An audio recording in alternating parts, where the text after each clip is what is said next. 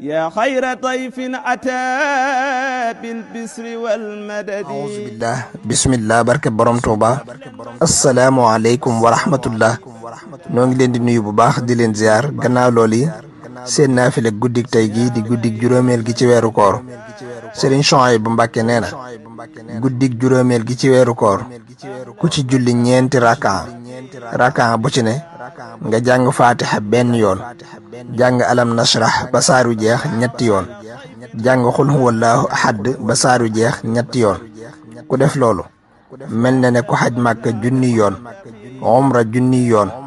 te it dees na ko musal ci ak ñàkk, dees na dolli wërsëgam te xarafu ci ne dees na ci bind ñaari malaayika yuy far ay ñaawteefam di bind ay yiwam di ko yëkkatil ay daraja ba bis ba di dellu si ca déwén sa.